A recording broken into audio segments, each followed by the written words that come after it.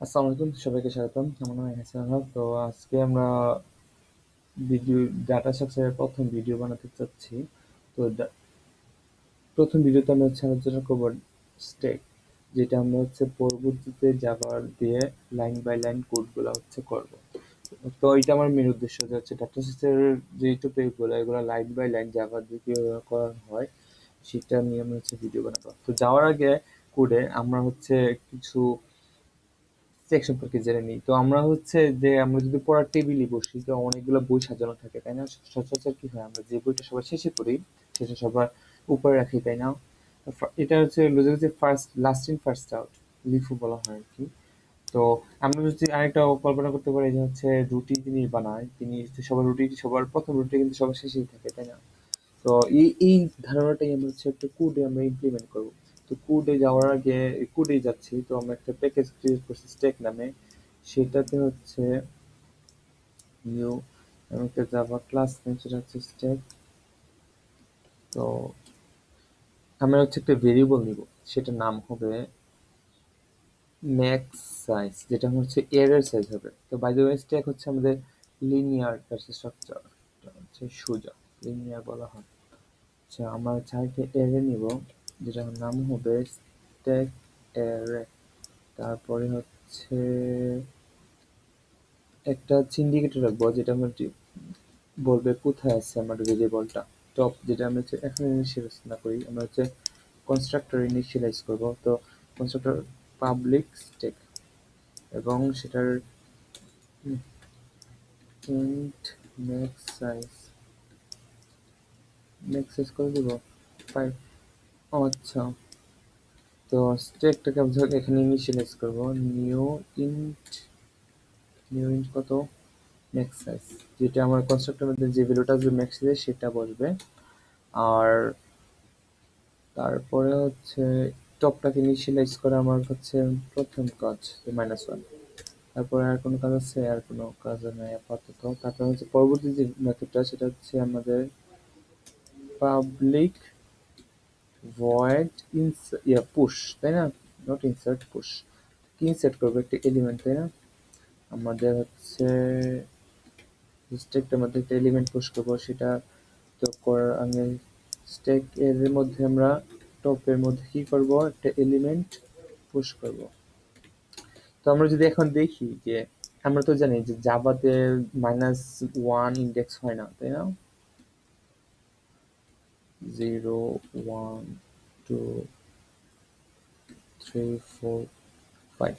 তো আমরা যদি জানি, এখন যদি আমরা একটা ডাটা পুশ করি তাহলে তো -1 যাওয়া যায়, তাই না? যেহেতু টপের ভ্যালু -1 আছে। তো আমরা সেক্ষেত্রে কি করব, সেক্ষেত্রে টপটা কি প্লাস প্লাস করে দিব, যেন এই রুটটা না হয়।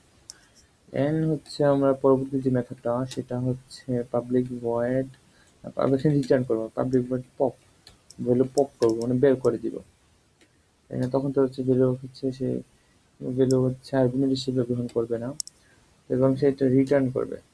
স্ট্যাকেরে কি করে রিটার্ন করবে? টেম্প, আমি একটা ভেরিয়েবল ক্রিয়েট করে নিই। তো ইন টেম্প আমাদের টপটা থাকবে, মানে উপরে যে ভ্যালুটা, উপরে ইন্ডেক্সটা টেম্পে রাখবো, এবং টপটা এক এক করে কমাই দিব। তার কারণ আমরা যদি দেখি, আমি যদি এখানে একটা বইটা যদি আমি সরাই নেই, ধরে বইটা আমার 5তম ইন্ডেক্সে আছে, ঠিক আছে? তো এই কালো বইটা যদি আমি সরাই নেই, তাহলে আমার ইন্ডেক্স একটা কমে যাবে, 4তম ইন্ডেক্স। আর উপরের বই, সবচেয়ে উপরের বই কোনটা হবে? যে লাল বইটা। এই লাল বইটা আমার কততম ইন্ডেক্সে 4 আছে, তার মানে আমার টপটা এক করে কমে গেল, তাই না? তো আমরা টপটা কমাইলাম, আর দ্যাটস ইট, আর কিছু করার নাই। তারপর আমরা রিটার্ন করছি স্ট্যাকের টেম্পে, মানে উপরে যে আছে তাকে আমি রিটার্ন করব। তা দেন আমরা বলবো, সব দেখবো কে উপরে আছে, তাই না? একটু কি মারবো, কে উপরে আছে। বলে টপ ভ্যালু ইজ, কি হবে, স্ট্যাকের টপ, তাই তো? এখন পাবলিক, এখন আমরা দেখবো যে এই এররটা আমার খালি কিনা, ইজ এমটি, তাই না? Is empty. তো এটা আমার কোনো ভ্যালু ইয়া নেবে না, আর্গুমেন্ট হিসেবে নেবে না। তাহলে আমি কখন বলবো এটা হচ্ছে আমার, যখন দেখবো যে এমটি কখন বলবো, টপ যখন minus one, if top is equal to minus one, তাই না, যে কমতে কমতে কমতে কমতে মাইনাস ওয়ান আসছে, তখন তো আমরা ডিক্লেয়ার করবো, তাই না, যে হচ্ছে যেটা সত্য। আরেকবার কি বলি, রিটার্ন করবো হচ্ছে false, which is not which is necessary by the way, because if I, আমি যদি এই রিটার্নটা রেখে দিই, এখানে হচ্ছে আমার ইউর আসবে, তাহলে এখন আরেকটা মেথড নেই যেটা বলবে আমার ফুল কিনা, মেথড স্ট্যাকটা। তো সেটা উপায় কি, যদি আমার ম্যাক্স চাই টপের value, if top is equal to max size, তাই না, তখন কি বলবে আমাকে, সে বলবে রিটার্ন ট্রু, তাই তো। আমার যদি টপটা ম্যাক্স সাইজের সমান হয় তখন আমার ট্রু দিবে, অন্যথায় এটা আমাকে ফলস দিবে, রিটার্ন ফলস।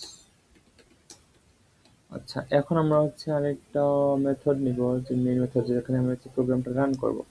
মেইন, এখানে হচ্ছে ইএসভিএম, তাই তো। স্ট্যাক একটা অবজেক্ট ক্রিয়েট করে স্ট্রিং স্ট্যাক একটা অবজেক্ট ক্রিয়েট করে নিই, নিউ স্ট্যাক 5 দিলাম, 5টা ভ্যালু দিলাম। এখন হচ্ছে স্ট্যাকে ভ্যালু পুশ করবে, স্ট্যাক ডট পুশ, তাই তো। 23 এখন কয়েক কিন্তু যে একটা ইউজ করার সুবিধা হচ্ছে, আমার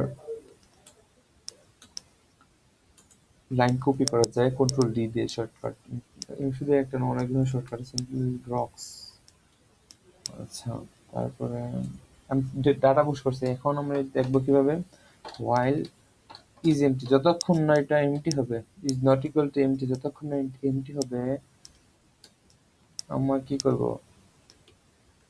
আইটেম ইজ, আমি স্ট্যাকটা কি করে পপ করব, তাই না। তো আমার কোড অলমোস্ট শেষ, স্ট্যাক ডট নেম রান করলে কি আচ্ছা বিল হচ্ছে, হ্যাঁ। তো যদি ওই লজিকটার সাথেই হচ্ছে, যে আমরা যদি যে আইটেমটা সবার শেষে রাখছি, মানে যে রুটিটা আমি সবার শেষে বানাইছি, সেটা আমার সবার উপরে হবে, এবং প্রিন্ট আউটে সেটি হয়েছে, তাই না। তো এটা হচ্ছে স্ট্যাকের লজিক।